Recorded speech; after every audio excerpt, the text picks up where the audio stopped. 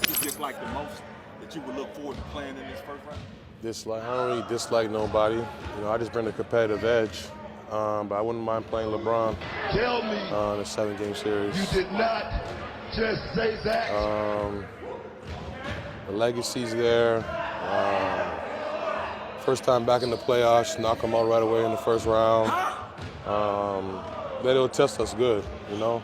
They got good pieces, good players, and that'll be a good first round matchup for us. The Lakers are making that run. They get it to 14. You and LeBron have that exchange. There are people out there that say maybe you shouldn't do that with one of the better players in the game. I guess what were you thinking? I don't care. He's old. What you talking about? What you talking about? What you talking about? I mean, I was waiting for that.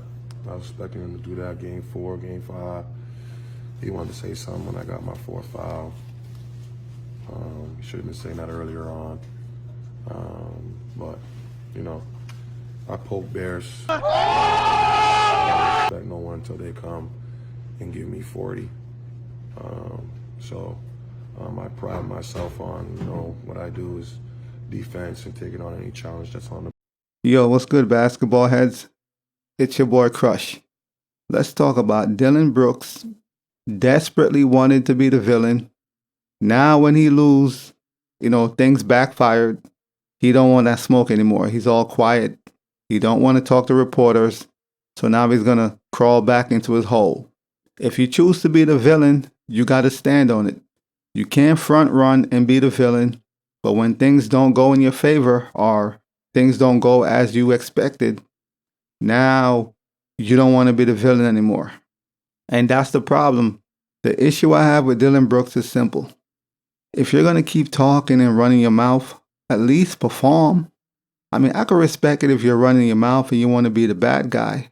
That's fine. But at least perform. And he's not doing anything. So he keeps chirping, but his performance is saying otherwise. And in last night's game, LeBron cooked him in the clutch. The so-called old guy, you know, he said LeBron was an old man. So LeBron cooked him. And now the Grizzlies are down 3-1, facing elimination. And this is what happened when you keep chirping. This team, they're very talented, young, very talented, but they talk too much. Dillon Brooks is always talking, chirping. Ja Morant at times. And the team just talk too much.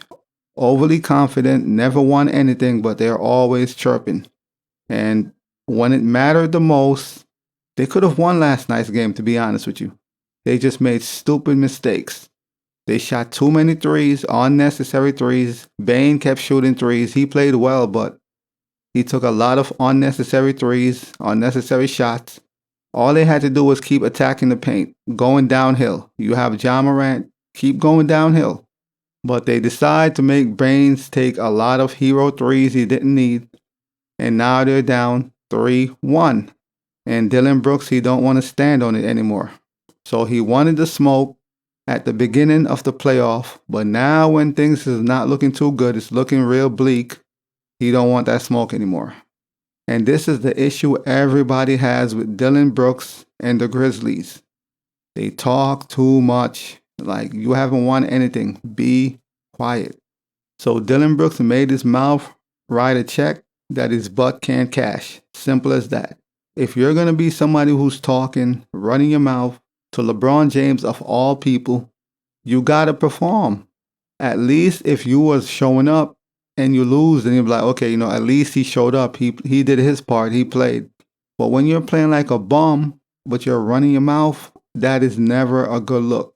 And that's the issue with Dillon Brooks. He keeps chirping. His game is saying otherwise. So the Grizzlies got their butts whooped last night in overtime. And fittingly, LeBron had Dillon Brooks one-on-one. The quote-unquote old man blew by Dillon Brooks to seal the game, to hit the big shot to seal the game and won. But he called him an old man. And now he don't want to talk to reporters. You know, he's quiet. He don't want to be bothered because he ran his mouth and wrote a check that his butt can't cash and will never cash. And this is a life lesson, man. Be quiet. And that's the Grizzlies' main issue. They're immature, very talented, young, very talented, but immature, and they talk too much. The entire team talk too much. One of the main players who I think don't really say much is JJJ. He doesn't really say much. He goes out there, plays defense, does his job, but he doesn't really say too much. Beyond him, Ja Morant is always chirping. Dillon Brooks is always chirping. For what? You would think these dudes won a couple of championships. They're always chirping with nothing to show for it. So last night, Dillon Brooks got his butt whooped once again. So Charles Barkley sends a message to Dillon Brooks. Just go play ball and shut up. And shut the hell up. So that's what Charles Barkley said. He has a talking disorder. And his game doesn't warrant him running his mouth at all. So Dillon Brooks went out of his way to act like a villain. He attacked LeBron, with disrespect, talking crazy because he wanted to be a villain. He made himself a villain. He wanted to be the bad guy so bad. And that's fine. If you want to be a villain, cool. But you got to stand on it. Through the good and through the bad, you have to stand on it. And now that things is looking real bleak, it's not looking good in Memphis. I guess he don't want to be the villain anymore, or he's trying to crawl back in his hole. And nah, I don't respect that. If you're saying you're this big, bad, tough guy, you don't respect anybody, they got to show me, which is fine. I respect it. You got to stand on what you say. You can't say something and then detract when things start going bad or left. Nobody respect that. And that is what Dillon Brooks is doing currently. Now that the Grizzlies are facing elimination, Dillon Brooks want to crawl in his hole and hide. And you can't respect that. So Brooks came out and said the media is intentionally portraying him as a villain. When did the media make Brooks a villain or try to make him a villain? He wanted to be the villain. The media didn't make Brooks disrespect LeBron James. He chose to do that. So now he's going to deflect and say the media is trying to portray him as a villain, when you could go online and watch clips or watch post-game interviews of him talking about he doesn't respect any old man. LeBron has to drop 40. This is online. You could watch clips of him talking crazy. But then he's going to say the media is trying to make him a villain. So he seems confused. 1 minute he wants to be the bad guy. I don't respect anybody.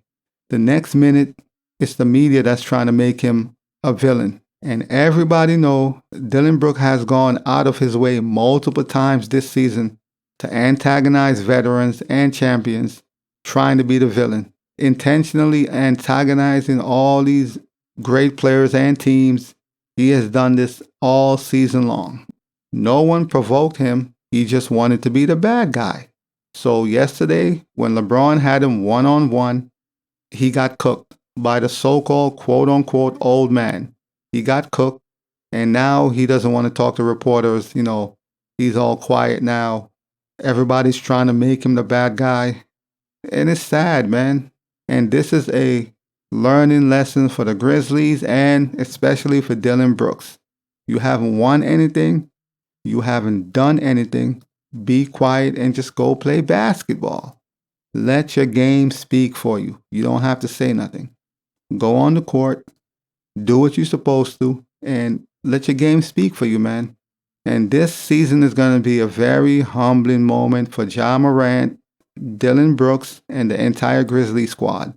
This year's playoff is a humbling moment. It's not over yet. They could still go back home, win Game 5, go back to LA, possibly win Game 6, and make it a Game 7 series. It can be done, but the chances are very slim.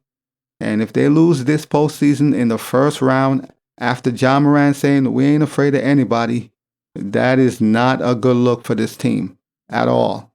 And maybe they need this to be humble. Sometimes you need something to happen. You need something to humble you. Maybe this is what it's going to take for them to be quiet, be humble, and just relax, man. Y'all be doing way too much.